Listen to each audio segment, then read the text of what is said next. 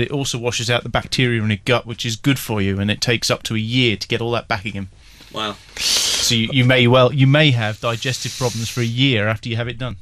Why do we need legs? Do we need legs? Well, I'm into thinking about every problem from every possible angle. And legs, supposing, after all, let's take crime. All right? Muggers.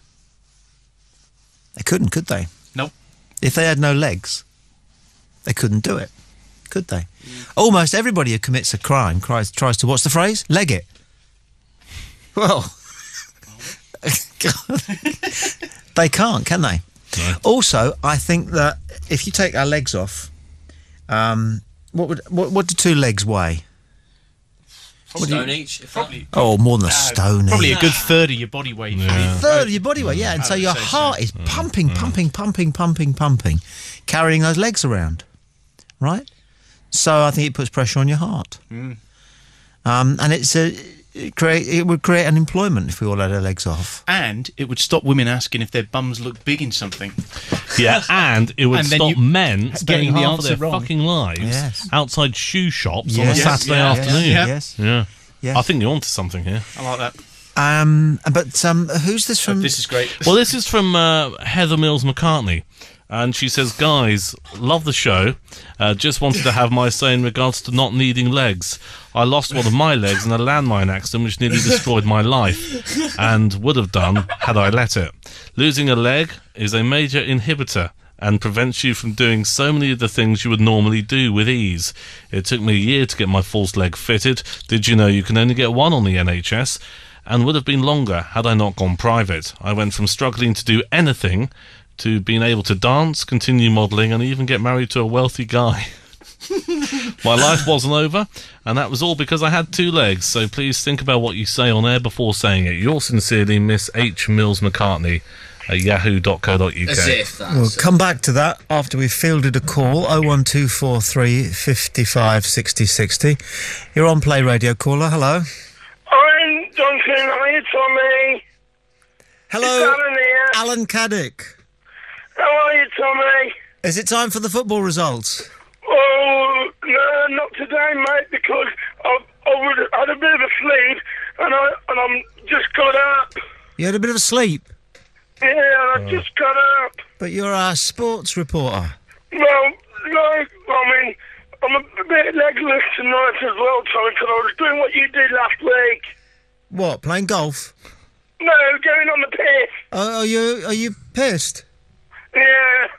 Well, give us a pissed sports report then. I'm unprepared this week. Well, just make something up then. Some get won the Italian Grand Prix. Well, who won it? Because that's one thing I don't know. Alonso. I want Hamilton to win then. I know you did, but you mustn't let your own... What's the gap in the championship? What's the gap between Hamilton? Where did Hamilton finish? Hamilton came 3 second, points now. 3 points between Alonso and Hamilton, and 13 between Hamilton and Raikkonen in 3rd position. What about the constructors? Constructors, McLaren way out in front. They're all... Forget that. They're all crooks, the constructors. They're all spies. They all think they're James fucking Bond. Look, Alan... just do a pissed sports report with what you've got. You've got to do 60 seconds. We haven't got we're coming to you in... Fuck to the Italian Grand Prix yet again. Got that stupid Spaniard Fernando Alonso beat him on the line. Kimi Raikkonen, I think it was in the Ferrari or the Benetton third. I'm not so sure. Can someone buy me a double vodka? I need it. All right, and just touch on the Rugby World Cup, mate. Just touch on the Rugby World Cup. I haven't followed the work. I don't know. Because of a sports report. All right. And just throw ahead. Tonight we'll be bringing you full coverage of Roger Federer's attempt to beat... don't get me started on Federer. But you're the sports reporter. I've got to get you started on Federer, man. Otherwise, what's in your report? He took David and Henry retired. Did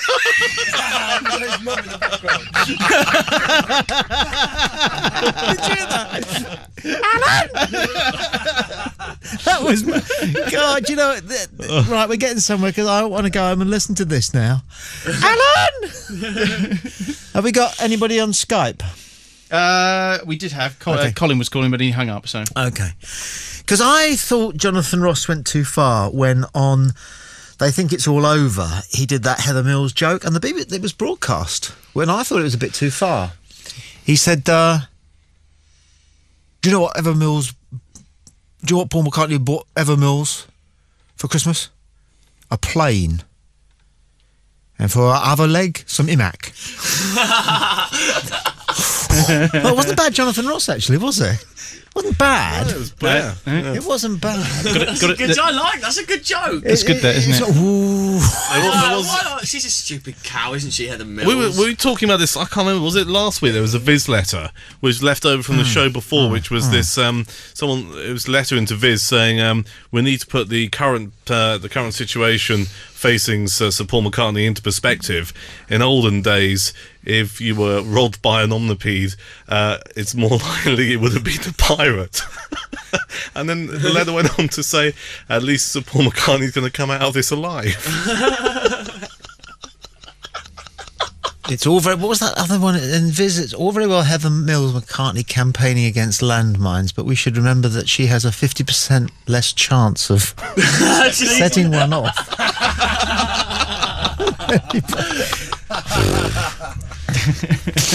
Nevertheless, we're only reporting what was reported elsewhere. Yes. Was that joke? Yeah, so...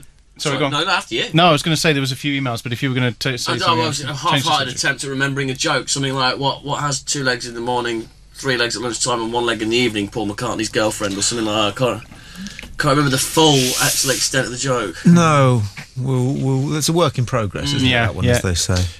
This is Darcy Sato. Darcy.